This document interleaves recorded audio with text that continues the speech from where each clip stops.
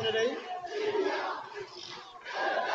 শাহবাগ থানা কর্মী সভার সম্মানিত প্রধান অতিথি, জাতীয়তাবাদী স্বেচ্ছাসেবক দল, প্রিয় অভিভাবক, ঢাকা মহানগর দক্ষিণ স্বেচ্ছাসেবক দলের সাবেক সভাপতি, প্রিয় বড় ভাই এস.এম. জিলানী, আমাদের মাঝে উপস্থিত আছেন জাতীয়তাবাদী স্বেচ্ছাসেবক দল ঢাকা মহানগর দক্ষিণের সংগ্রামী সভাপতি, প্রিয় এ জহিরুদ্দিন তহিন, আমাদের মাঝে উপস্থিত আছেন বিশেষ অতিথি হিসাবে ঢাকা মহানগর দক্ষিণ স্বেচ্ছাসেবক দলের রাজপথের সংগ্রামী নেতা,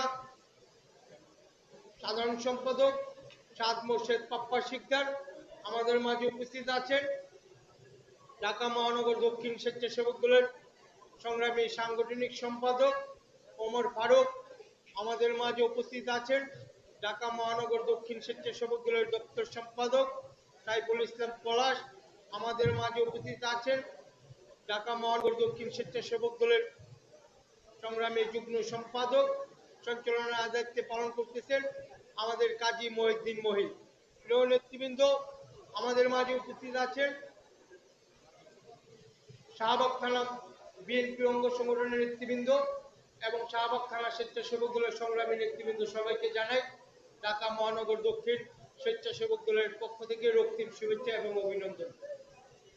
প্রিয় নেতৃবৃন্দ, আমরা আজকে এই কর্মী সভা করতেছি। কর্মী সভাটা হলো আমাদের আগামী দিনে যে নতুন নেতৃত্ব আসবে এবং বিগত দিনে যারা ভুল ত্রুটি করেছে এগুলা শুধরায় নেওয়ার জন্যই আমাদের এই কর্মী সভাটা।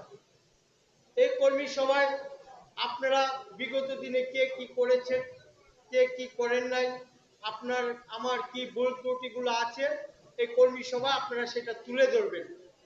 আর এই তুলে ধরার মাধ্যমে আমাদের মহানগরের সভাপতি, সাধারণ সম্পাদক এবং আমরা বডির যারা আছি আমরা এটা বিচার বিশ্লেষণ করব যে কার ভুল হয়েছে কার ভুল হয়নি।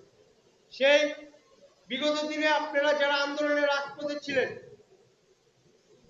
বা যারা ছিলেন না, আমরা কি যারা রাজপথে ছিল তাদেরকে মূল্যায়ন করব নাকি যারা রাজপথে ছিলেন না তাদেরকে মূল্যায়ন করব?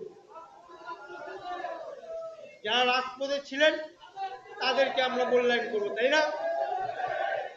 প্রিয় নেতৃবৃন্দ, আপনারা যদি মনে করেন যে রাজপথে যারা ছিল তাদেরকে মূল্যায়ন করতে হবে, তাহলে কি করতে হবে?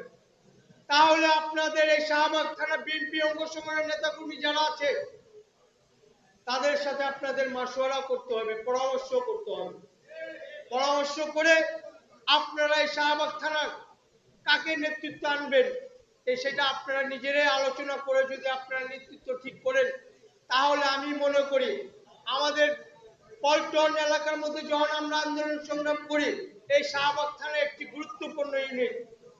তাহলে আপনারা পরামর্শের মাধ্যমে যদি আপনাদের থানা কমিটিটা নির্বাচিত করতে পারেন, তাহলে আমি মনে করি একটি শক্তিশালী থানার, শাহবাগ থানা শক্তিশালী একটা কমিটি আমরা উপহার দিতে পারব।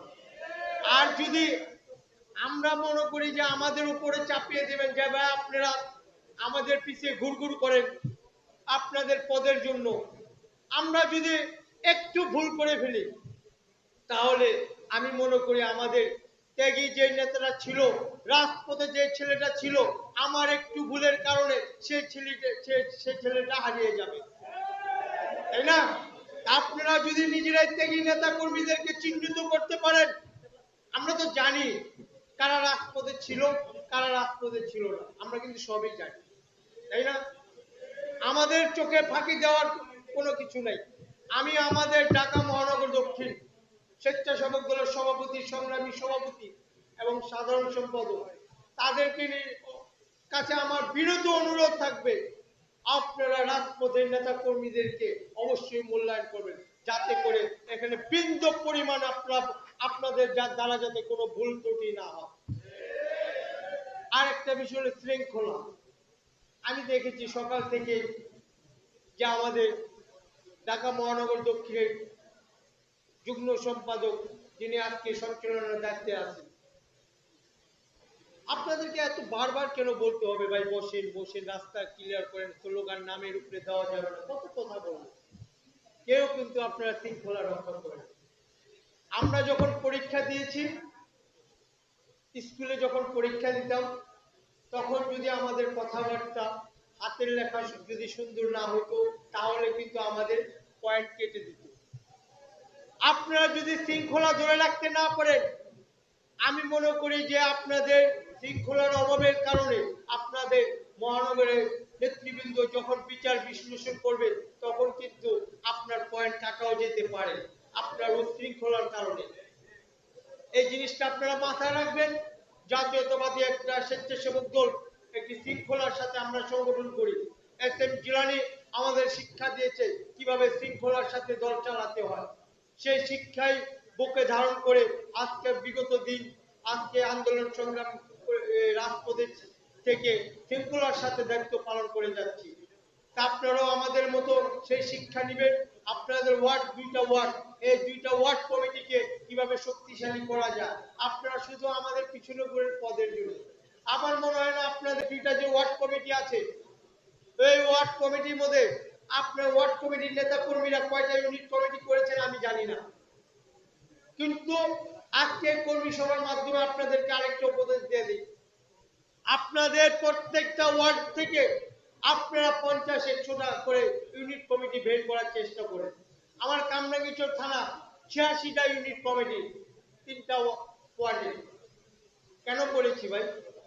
আজকে ওয়ার্ডের নেতৃবৃন্দ ইউনিট কমিটি করে দিচ্ছে কেন? ইউনিট দেওয়া হইলো ওয়ার্ড, ওয়ার্ড দিয়ে হইলো থানা, থানা দেওয়া মহানগর, আর মহানগর দিয়ে আমাদের সেন্ট্রাল, আর সেন্ট্রাল দিয়ে আমাদের দেশ নেত্রী বেগম খালেদা জিয়া এবং দেশ জনাব তারেক রহমান, তাই না? আমরা যদি নিজেরা তৃণমূল থেকে শক্তিশালী হতে না পারি, তাহলে বিগত দিনে যে আমাদের সামনে অনেক কঠিন সংগ্রাম করতে হবে।